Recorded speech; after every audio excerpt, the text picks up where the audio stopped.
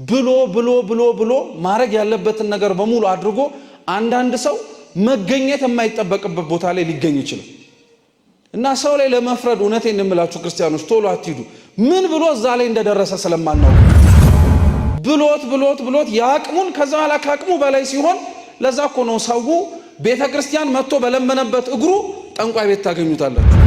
አይነቱ ሰው ደግሞ ምን አይነት ሰው ያስታውሰናል መሰላችሁ? ከኛ መካከል እግዚአብሔር እርሱ ባቀደደለት ቀዳዳ እርሱ እንዲፈስ ባደረገለት ቦይ ካልሆነ በቀር እንዲሰራ የማይፈልግ ሰው አልገደደውም። ክርስቶስ አማራጭ አጥቶ ይምጣ፣ መጀመሪያ ምርጫው አድርጎት ይምጣ፣ መምጣቱን የቆጠረለት። እየሰማችሁ ነው? መጀመሪያም ነው መጨረሻም ነው ብቻ ነው። ጸጋችን ስለማይቻል ጸጋችን እንዳይታወቅ እግዚአብሔር ከለለው። ስሙ የተመሰገነ ይሁን።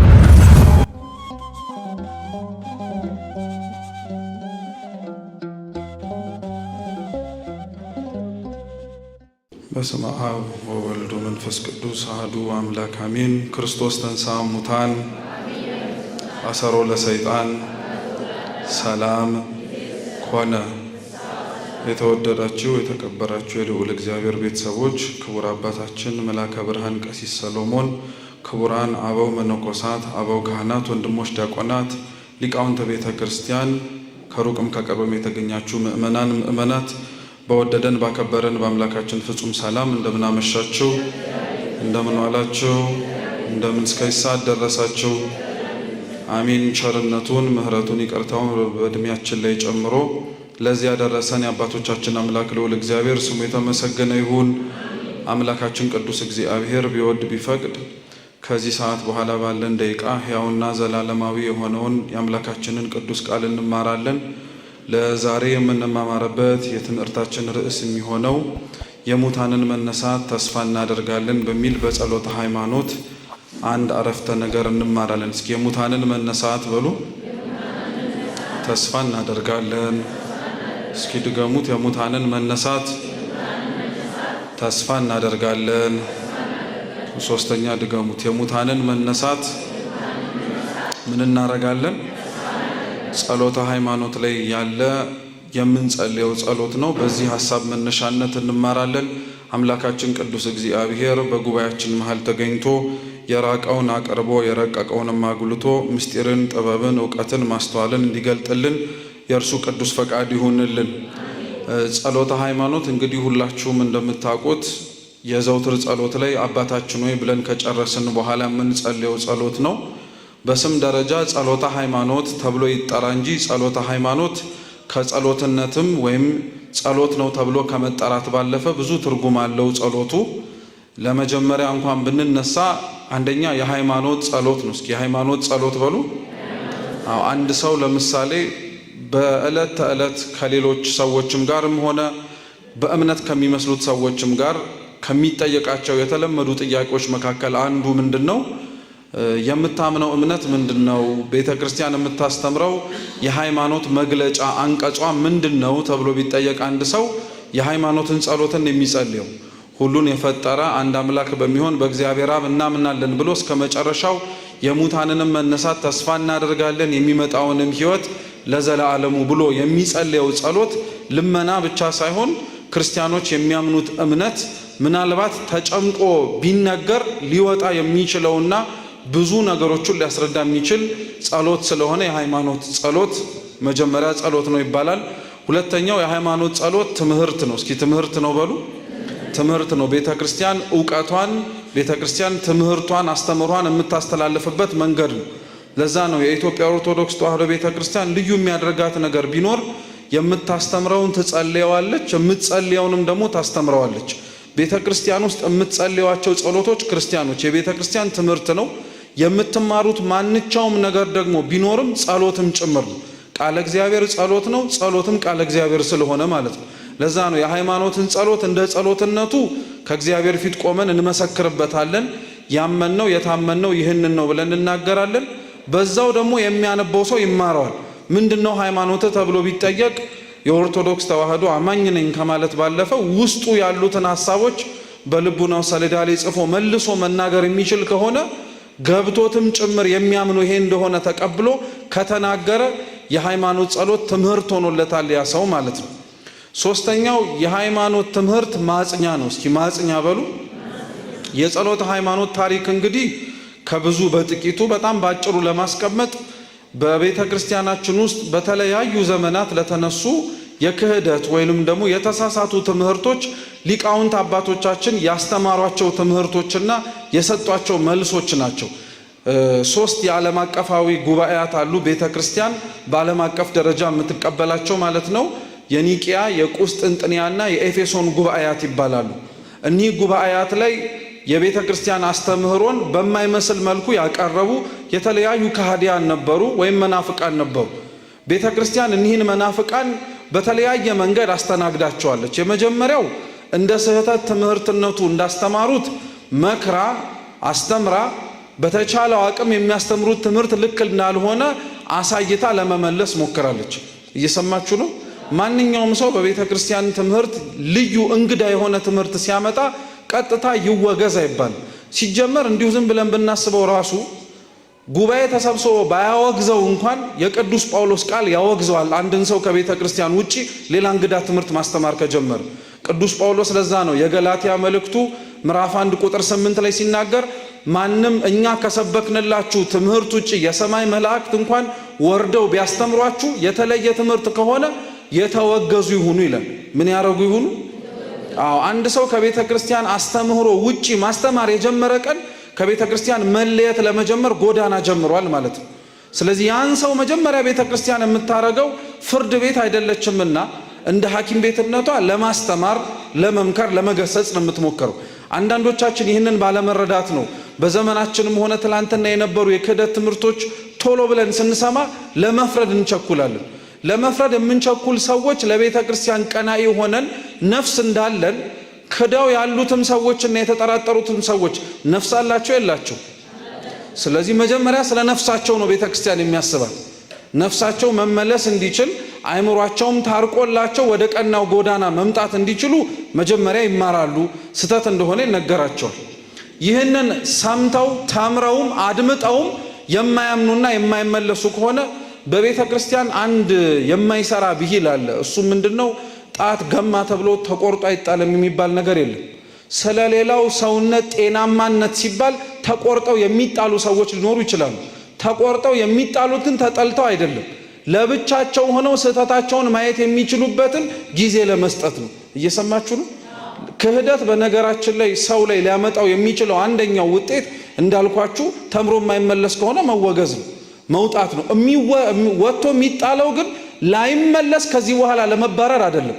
ያለበት ቦታ ላይ ሆኖ ወደ ልቡናው ከተመለሰ የሰራው ስራና የተናገረው ትምህርት ከቤተ ክርስቲያን ውጪ እንደሆነ ካመነ ቤተ ክርስቲያን አሁንም የይቅርታ በሯን ከፍታ ነው የምትመለሰው። እየሰማችሁ ነው?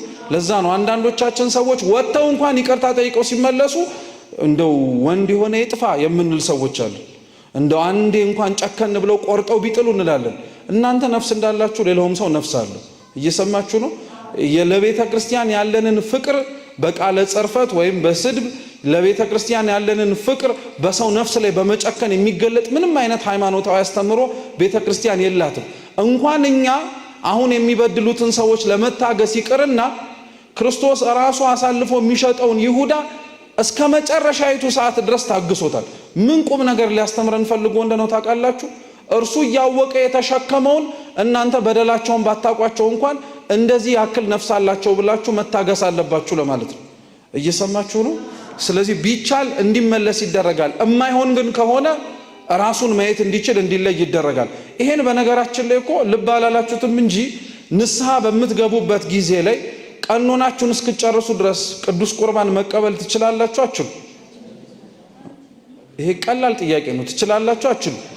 አትችሉም። አለመቻላችሁ ግን እስከ መጨረሻው ድረስ ተከልክላችሁ ለማራቅ ነው። ቀኖናው እስኪያልቅ ድረስ ብቻ ነው የተከለከላችሁት እንጂ ልክ ቀኖናውን ጨርሳችሁ በምክረ ካህን ከታገዛችሁ በኋላ የአምላክን ቅዱስ ሥጋና ክቡር ደም ለመቀበል ትታደላላችሁ። ይህን ክብር እግዚአብሔር ለሁላችን ይስጠን።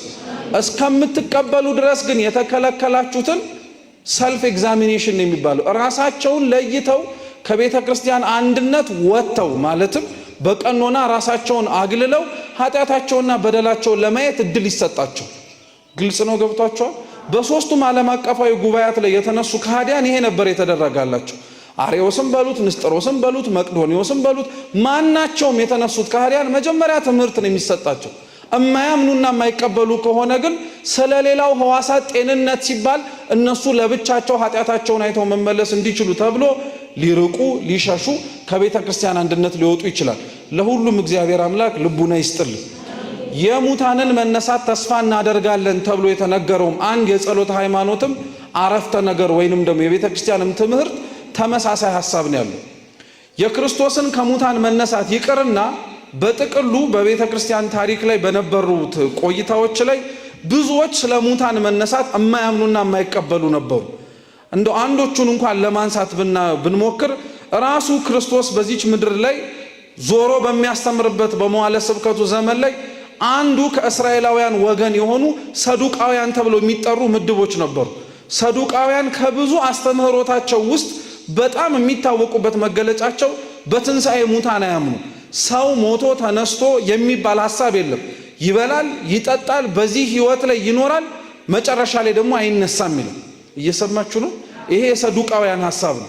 ይሄ አስተሳሰብ ክርስቶስ እንኳን በመሬት ላይ የነበረበት ወቅትና ጊዜ ላይ የነበረ የክህደት አስተሳሰብ ነው። ለዛ ነው አምላካችን ብዙ ጊዜ ላይ ከሰዱቃውያን ጋር በሚነጋገርበት ወቅት ላይ ይሄንን ሐሳባቸውን ይሄንን የተሳሳተ አመለካከታቸውን ለማረም ያስተምራቸው ነበር። ዛሬም ድረስ በነገራችን ላይ ቤተ ክርስቲያን ስለ ሙታን መነሳት የምታስተምረው ምናልባት ሰዱቃውያን አሁንም ድረስ ስላሉና ስለሌሉ አይደለም። አንዳንዶቻችን እንደ ሰዱቃውያን አይነት አመለካከት ስላለን ስማችን ክርስቲያን ይባል እንጂ እንደ ሰዱቃውያን ሰው ሞቶ ፈርሶ በስብሶ ይቀር ይመስል የሚኖር አኗኗር ያለ ከኛ መካከል ሰው አለ። መብላት፣ መጠጣት፣ መተኛት፣ መደሰት ስሜቱ ደስ ሊያሰኘው የሚችለውን ነገር ከማድረግ ባለፈ ምናልባት ስለ ነፍሱ የማያስብ የማይጨነቅ ካሰበና ከተጨነቀ ራሱ ምን አስጨነቀኝ ጊዜ አለኝ አይደለ እንዴ ብሎ ዛሬ ሊኖር የሚችለውን ህይወት ለነገ ቀጠሮ እየያዘ የሚኖር ሰው ነው ያለው። ስሙ ክርስቲያን ይባል እንጂ በነገራችን ላይ እንደዚህ አይነት ሰው ይሄ የምላችሁ ጠባይ ካለበት ሰዱቃዊ ነው።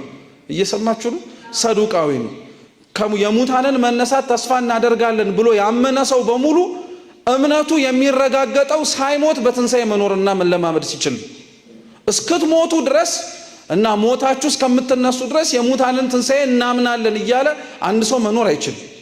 ያኛው የማይቀር ትንሣኤ ነው። እየሰማችሁ ነው? የክርስቶስ ሁለተኛው መምጣቱ ወይም ዳግም ምጽአት ዳግም ትንሣኤ እየተባለ የሚጠራው ያኛው ትንሣኤ አይቀርም። እሱ አመንክም አላመንክም፣ በጽድቅም ተመላለስክ አልተመላለስክም፣ ካድከውም አመንከውም ዳግም ትንሣኤ አይቀርም። ችግሩ ስለ ዳግም ትንሣኤ መቅረትና መምጣት ግን ሳይሆን እንዴት ባለ መንገድ ተነስተን እንጠብቀው የሚለውን እንድናውቅ ነው። የሙታንን መነሳት ተስፋ እናደርጋለን እያለች ቤተ ክርስቲያን በየቀኑ ሞታችሁን እንደምታስቡት ሁሉ ተነስታችሁ ከፍርዱ ዙፋን ፊት እንደምትቆሙም አትርሱ ብላ የምትናገሩ። ክርስቶስ እንግዲህ ከሙታን መካከል ለመነሳት ስንተኛ ነው? የመጀመሪያ ነው አይደለም? ከሙታን መካከል ለመነሳት ጌታችን የመጀመሪያ አይደለም። በስልጣኑ ሞቶ ለመነሳት ነው ክርስቶስ የመጀመሪያ ይሆን። ምክንያቱም ራሱ ጌታችን ኢየሱስ ክርስቶስ በመሬት ላይ ያለ ሞተው የነበሩ ከሙታን መካከል ራሱ ያስነሳቸው የሞቱና የተነሱ ሰዎች አሉ። የክርስቶስ ትንሣኤ በጣም የሚለየው ለምን መሰላችሁ? ሌሎቹ መዋቲያን ወይም የሞቱት ሰዎች ሲሞቱ በራሳቸው ፈቃድ አይደለም፣ ሲነሱም በራሳቸው ፈቃድ አይደለም። ክርስቶስ ግን የሞተው በማን ፈቃድ ነው? ሲነሳስ በማን ፈቃድ ነው? በራሱ ፈቃድ ነው። እነዚህን ሶስት ክርስቶስ ከሙታን መካከል ያስነሳቸውን ሰዎች ታሪኮች በጣም ባጭሩ ነው ለመማር የምንሞክረው። አምላካችን በጉባኤያችን ተገኝቶ እንዲያስተምረን ቅዱስ ፈቃዱ ይሁንልን። የመጀመሪያው እንደ ቅዱስ ወንጌሉ ቅደም ተከተል አወራረድ እንጀምርና የቅዱስ ማርቆስ ወንጌል ምዕራፍ 5 ከቁጥር 21 ጀምሮ ያለ አንድ ታሪክ እናንሳስ። የማርቆስ ወንጌል በሉ ምዕራፍ 5 ቁጥር 21 እንዳትረሱት። ይሄ መጀመሪያው ነው። ታሪኩ የሚናገረው ኢያኢሮስ ስለሚባል አንድ የምኩራብ አለቃ ልጅ እንደታመመችበትና ያም የታመመም ሰው ያን ልጁ የታመመችበትም ኢያኢሮስ ወደ ክርስቶስ ሄዶ ፈውስልኝ ማለቱ ነው። ታሪኩን በተወሰነ መልኩ እያነሳ ነው እንለፍ። ትላልቅ ሰፋፊ ቁም ነገሮች ቢኖሩትም ቢያንስ በነጥብ የምንወስዳቸው ነገሮች ስለማይጠፉ እንግዲህ ኢያኢሮስ የምኩራብ አለቃ ነው። ምኩራብ ማለት የአይሁድ ቤተ ጸሎት ነው። አይሁድ ተሰብስበው የነቢያት መጽሐፍት የሚያነቡበት ልክ አሁን እኛ በተለምዶ እድር እቁብ ብለን በማህበረሰብ የምንሰበሰበው ነገር አለ አይደል? ምኩራብ ውስጥ ነው የሚሰበሰቡት አይሁድ እንደዛ እና በየሰንበቱ እየተገናኙ ስለ ነቢያት መጽሐፍት ሲነበብ እያደመጡ ይኖሩበት የነበረበት የአይሁድ ቤተ ጸሎት ምኩራብ ይባላል። ኢያኢሮስ የሚባለው ሰውዬ የአይሁድ የምኩራብ አለቃ ነው። የምን አለቃ አልኳችሁ?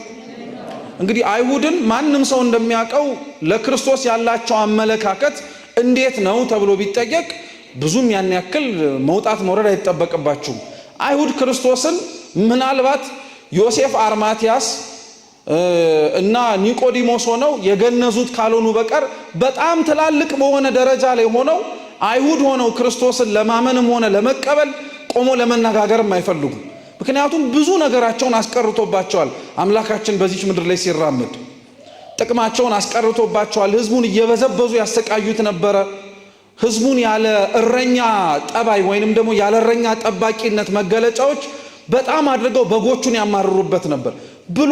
ብሎ መጨረሻ ላይ አልሆን ሲል ነው ለአይሁድ ይሰጣቸው የነበረውን አክብረው ቢገኙ ኖሮ ያካፍላቸው የነበረውን የሱን ክህነት እነሱን ተዋቸውና ክፋታቸውን አይቶ ለ12ቱ ላልተማሩትም ለተማሩትም ለመረጣቸው ደቀ መዛሙርት ሰጣቸው።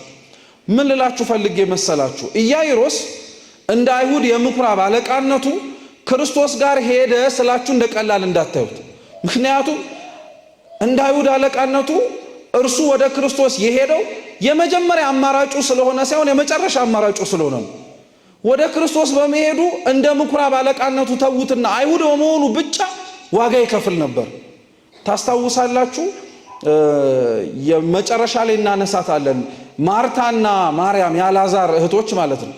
ክርስቶስ አምላካችን ወንድማቸው አልዓዛር እንደሞተ ሰምቶ ሲመጣ ማርታ መጀመሪያ እየሮጠች ሄዳ ከክርስቶስ እግር ስር ወድቃ ወንድማችን አንተ ከኛ ጋር ብትሆን ኖሮ ባልሞተ ነበር አለች። እየሰማችሁ ነው? ክርስቶስ የሰጣትን መልስ ሰጣትና እርሱ ገና ወደ ቤት ሳይገባ እሷ እየሮጠች ሄደችና እህቷ ማርያም ጆሮ ጋር ጠጋ ብላ መምህሩ ይፈልግሻል መጥቷል አለቻት። ልብ ብላችሁ ስሙ። ለምን ማንሾካሾክ አስፈለጋት ብላችሁ ጠይቃችሁ ታውቃላችሁ? ለምን ታንሾካሾካለች? ምን ችግር አለ? ሐዘን ሊደርስ እኮ ነው የመጣው ክርስቶስ። እንዲያውም ከፍ ያለ ወንድማቸውን ሊያስነሳ ነው። ምን ችግር አለ ጌታ መጥቷል ብላ ብትናገር? ማርታ አንሾካሽኳ ለማርያም የነገረቻት የአልዓዛርን ለቅሶ ምክንያት አድርገው የነበሩ ብዙ አይሁድ ስለነበሩ ጮክ ብላ ክርስቶስ መጣ ብላ ብትናገር እንዴት ከሱ ጋር አብላችሁ ታድራላችሁ ተብላ ዋጋ እንዳከፍል። እየሰማችሁ ነው?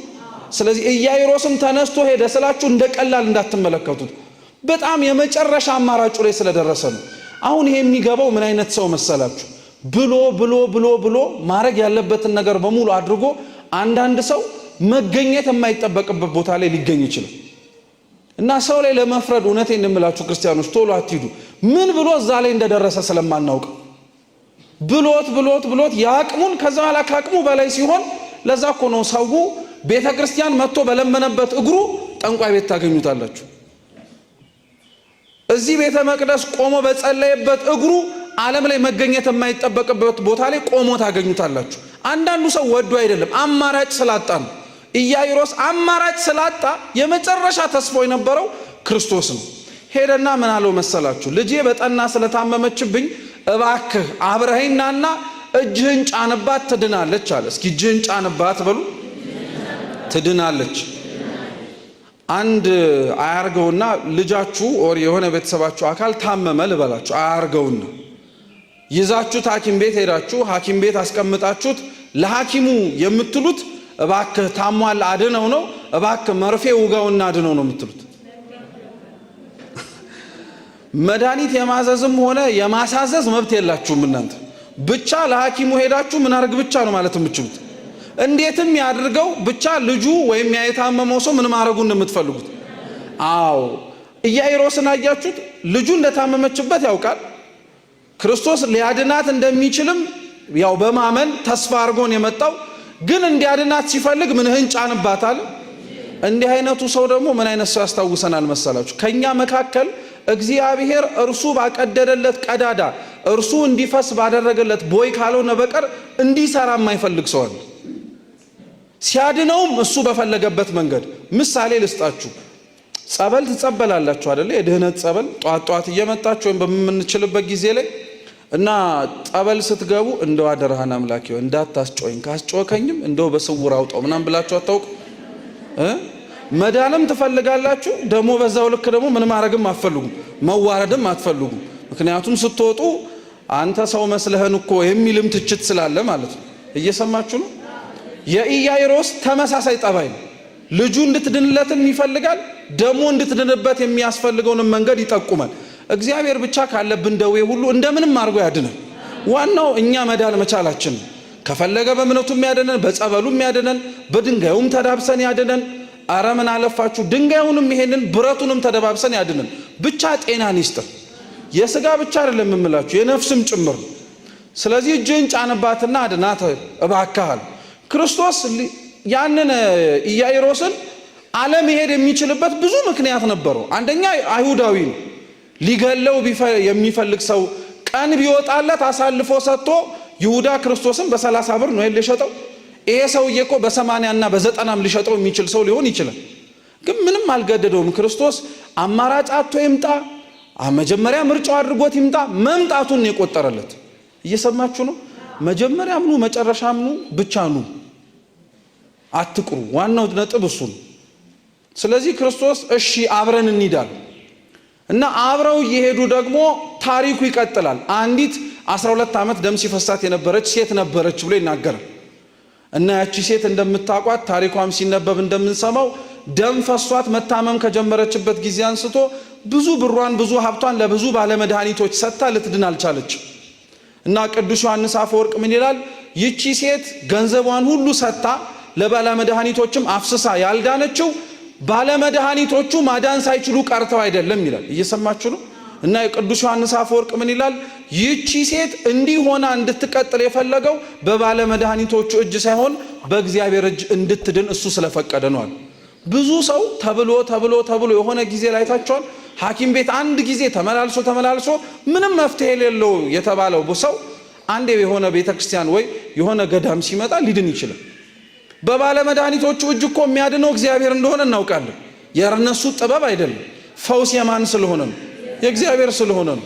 ግን አንዳንዴ ፈውስ ሊሰጥ የሚችልበት እጅ ራሱ እግዚአብሔር የሚጠቀምበትን እንዳይሰራ ማድረግ ይችላል። እሱ በፈቀደበት ማዳን ስለሚፈልግ ማለት ነው።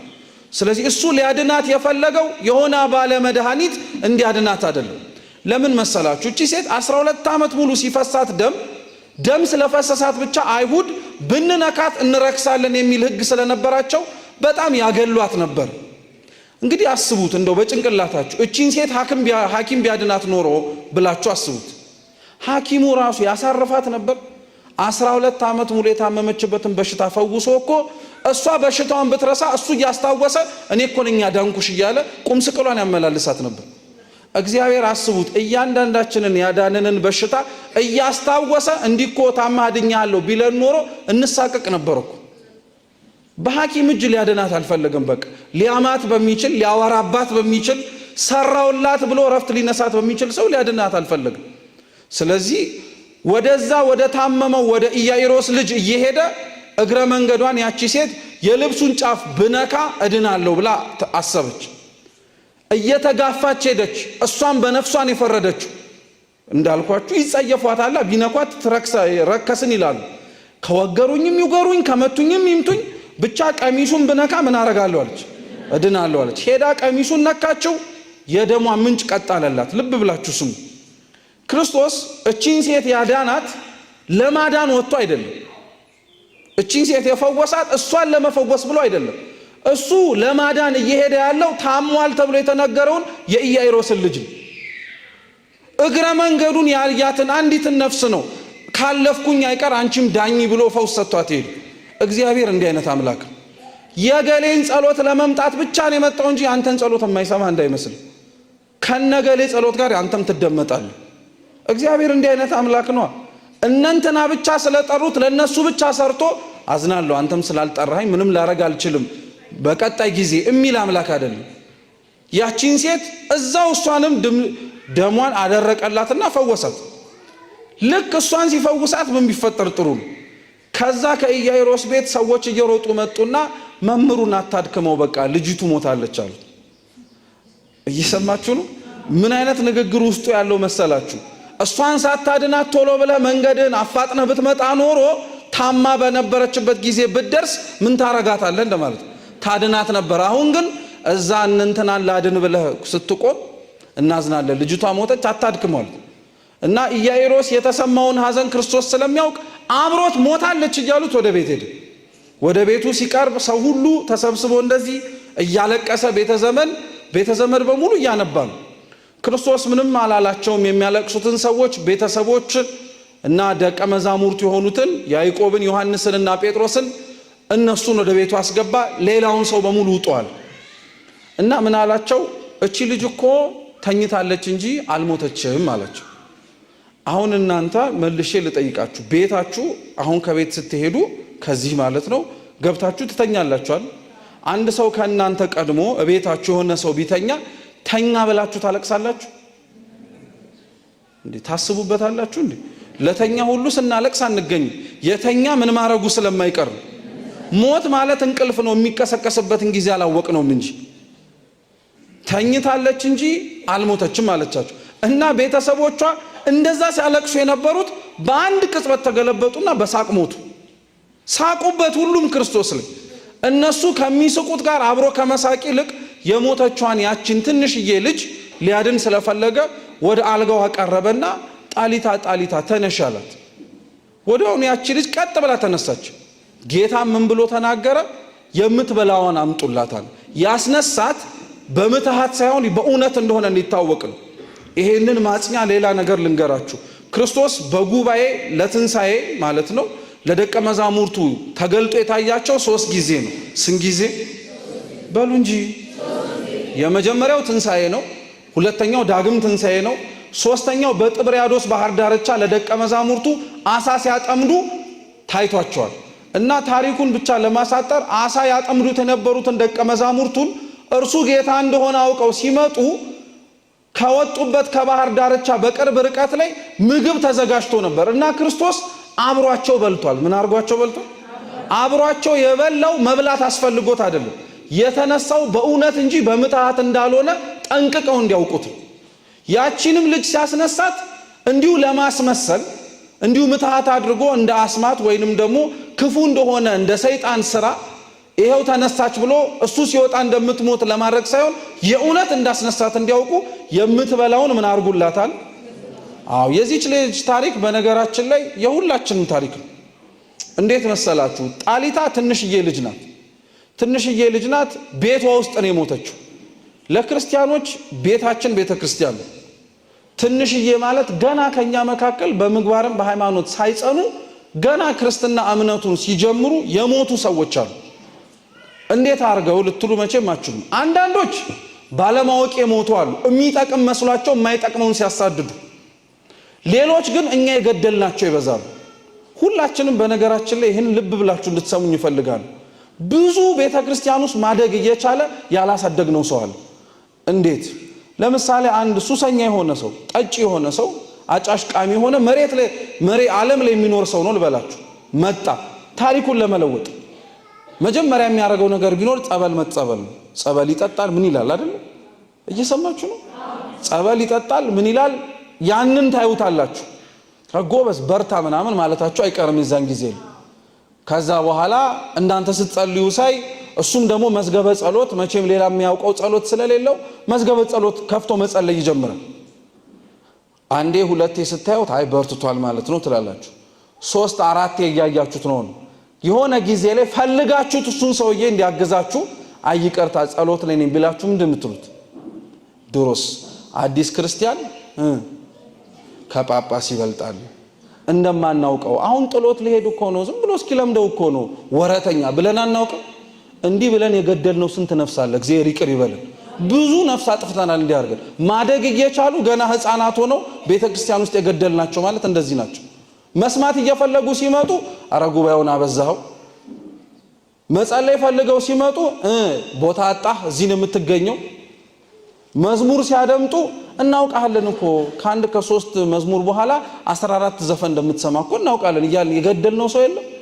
እንዲህ አይነት ጠባይ ያለብን ሰዎች አሉ። ጣሊታን የገደላት ሞት ሊሆን ይችላል፣ እኛ የገደልናቸው ሰዎች ግን አሉ እንደዚህ። እነዚህን ሰዎች ክርስቶስ አይገርማችሁም ታዲያ? እኛው ራሳችን ገለናቸው። ቤት የተባለ ቤተክርስቲያን ውስጥ ሞተው ህይወት የሚሰጥበት ቦታ ላይ እነሱ ህይወት አጥተው የሚመላለሱ ናቸው። አብዛኞቻችን በነገራችን ላይ በአኗኗራችን እንዳትረሱት የሚገባው ጥቅስ ምን መሰላችሁ? ማንም የቆመ ቢመስለው አብዛኞቻችን ወድቀናል።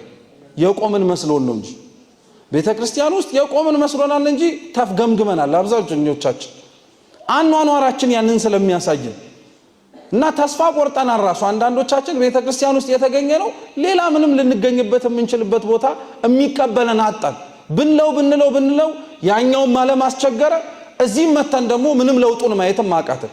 ክርስቲያኖች በመንፈሳዊ ህይወታችሁ እግዚአብሔር ያላችሁን ለውጥ የማያሳያችሁ ትቢታችን ስለማይቻል አሁን የጸለያችሁት ጸሎት አያርገውና ክንፍ ያስወጣ ቢሆን ኖሮ ማን ተቀምጣችሁ እኛን ትሰሙ ነበር? በራችሁ አይደል እንደምትሄዱት? እንዲሁም ሲያልቀቆ በረን የምንወጣው ወዲያው ክንፍ ቢኖረንም ቀስ እንድንታይ ትቢታችን ስለማይቻል ጸጋችን እንዳይታወቅ እግዚአብሔር ከለለው። ስሙ የተመሰገነ ይሁን። እውነት ስለሚያውቀን ነው አመላችንን እንዲሁ ያደረገ። አብዛኞቻችን ግን ይህን ስላልተረዳን ቤት ውስጥ የሞትን ሰዎች አሉ። እንዲህ አይነቱንም ሰው እግዚአብሔር እድሉን አመቻችቼልሃለሁ፣ ቤተክርስቲያን አስገብቼልሃለሁ፣ እዚህ ከሞት የራስ ጉዳይ ነው። ልክ እንደ ጣሊታ እንደተጠጋው ጣሊታ ተነሽ እንዳለው የሞቱትንም ሰዎች እግዚአብሔር ያስነሳል። ለምን አትሉ? እስኪ ለምን በሉ። የሙታንን መነሳት ተስፋ ስለምናደርግ ነው። ቤተክርስቲያን ውስጥ የሞተ ሰው አለ እንዲህ አይነቱ። ሁለተኛው ክርስቶስ ደግሞ ከሙታን ያስነሳው የሉቃስ ወንጌል ምዕራፍ 7 ከቁጥር 11 ጀምሮ ያለውን የዛን ጎበዝ ወይም የመበሊቱትን ልጅ ነው። እየሰማችሁ ነው? መበሊት የምትባል ወይም ባሏ የሞተባት አንዲት ሴት ነበረች። ባሏ መሞቱ ሳያንስ ደግሞ አንድ ጎረምሳ ልጇ ሞተባት እና ሞቶባት እሱን ለመቅበር ደግሞ እየሄዱ እያለ ክርስቶስ ሐዘንተኞቹን ተመለከተና ወደዛች ሴት ተጠግቶ አታልቅሽ አለ። እስኪ አታልቅሽ ይበሉ። በጣም የሚያጽናና ነገር እኮ ነው። አታልቅሽ አላት። ወደ አይደለም የምታለቅሰው ልጇን እየቀበረችም። የዚህ ሴት ታሪክ በነገራችን ላይ በጣም የሚያሳዝነው ለምን መሰላችሁ? ባሏን ስታጣ ቢያንስ በልጇ ተጽናንታ ነበር። ይጦረኛል፣ ያሳድገኛል፣ እርሱ አለልኝ ብላ። ባሏን ባጣችበት ቤት ውስጥ ደግሞ ልጇ ሲደገምባት ተስፋ አጣለች ማለት ነው። ክርስቶስ አታልቅሽ ብሎ እንባዋን ያበሰላት ልጇን ለማስነሳት ብቻ አይደለም፣ ተስፋዋንም ሊቀጥልላት ስለፈለገ። አታልቅሽ ልጅሽ አልሞተም ይነሳል አለ እና ተጠጋና ሰዎቹ ተሸክመውት የነበረውን ቃሬዛውን እንጨቱን ያዘው። በጣም ልብ ብላችሁ ስሙ። ወንጌል ላይ ያለምንም ዋጋ የተጻፈ አንዲትም ቃል የለችም። አንዲትም ቃል ተጠግቶ ጣሊታን እንዳስነሳው አንቺ ተነሺ ብሎ እንደተናገረው ክርስቶስ ከሩቅ ሆኖ እንጨቱን ሳይዝ ማስነሳት ይችላል አይችልም?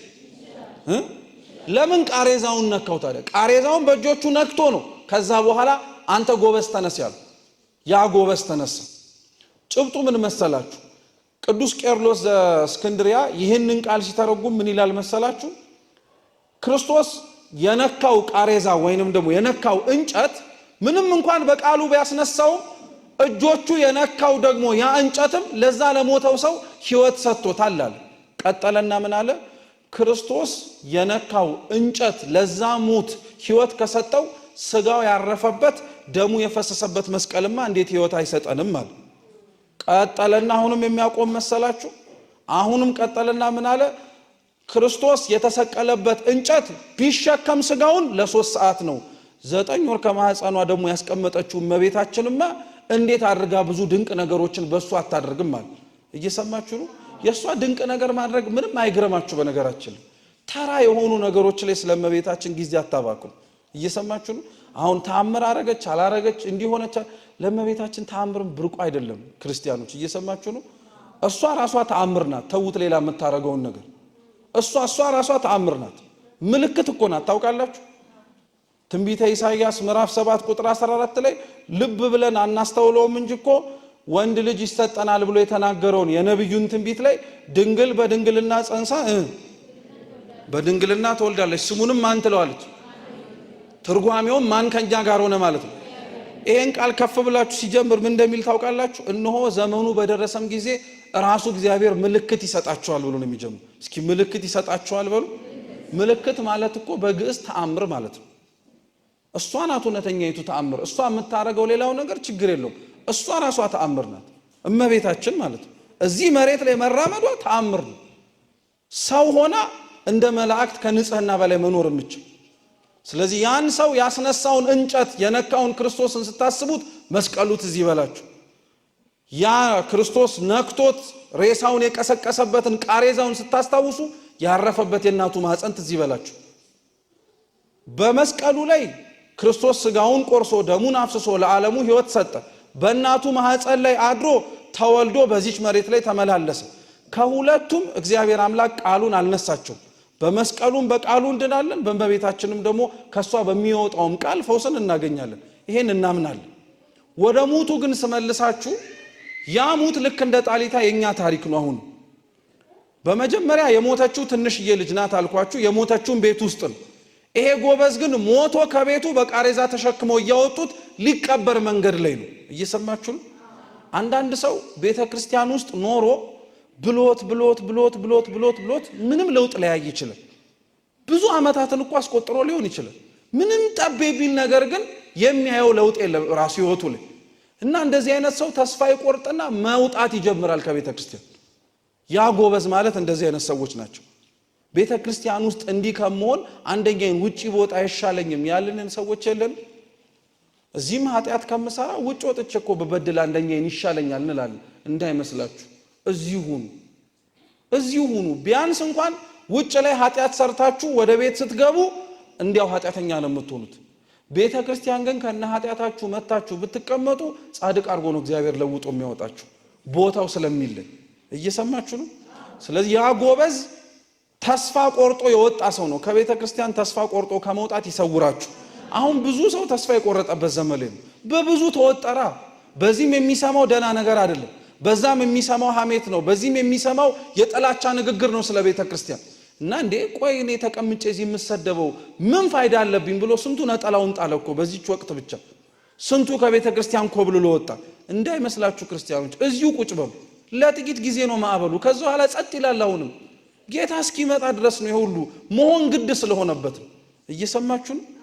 ስለዚህ ያ ጎበዝ ጌታችን ኢየሱስ ክርስቶስ ያስነሳው ከቤተክርስቲያን ሞትኩኝ ብሎ የወጡትን ሰዎች ምሳሌ ነው።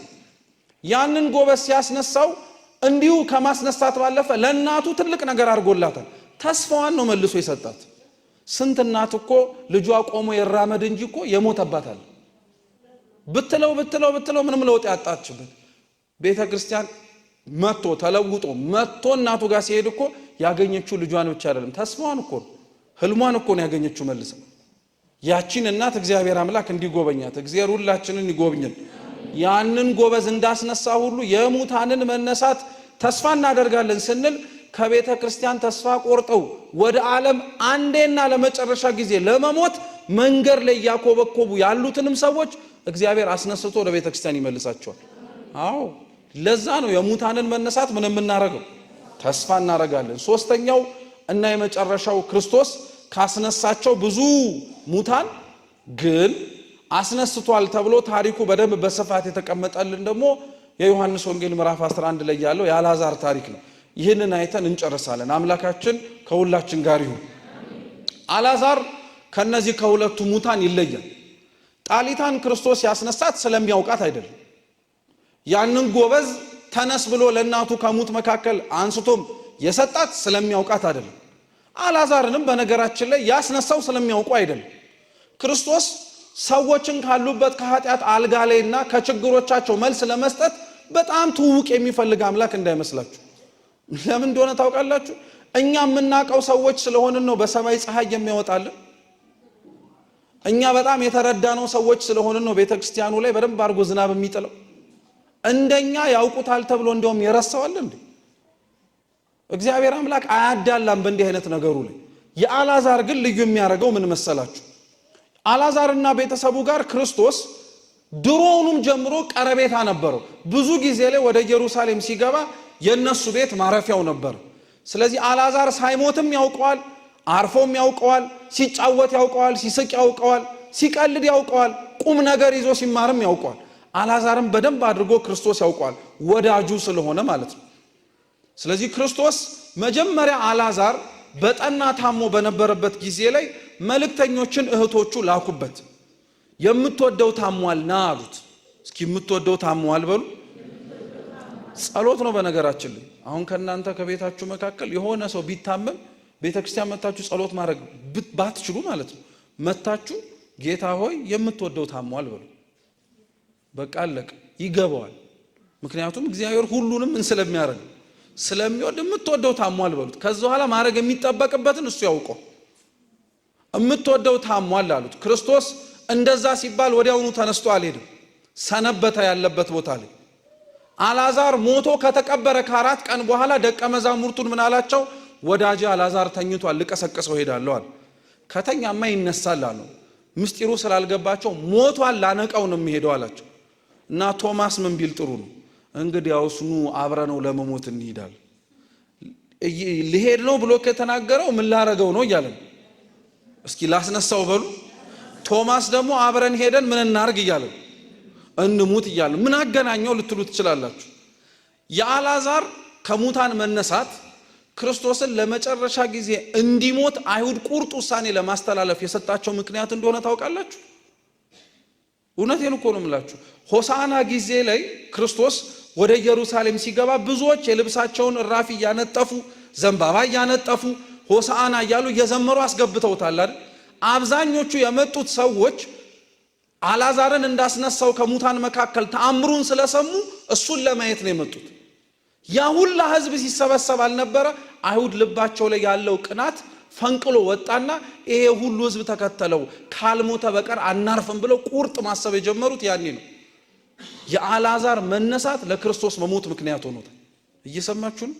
ዛሬ ክርስቶስ እኮ ተነስቶ እንድንኖር ህይወት የሰጠን ሰዎች ደግሞ መልሰን እየገደል ነው እንደሆነ ታውቃላችሁ።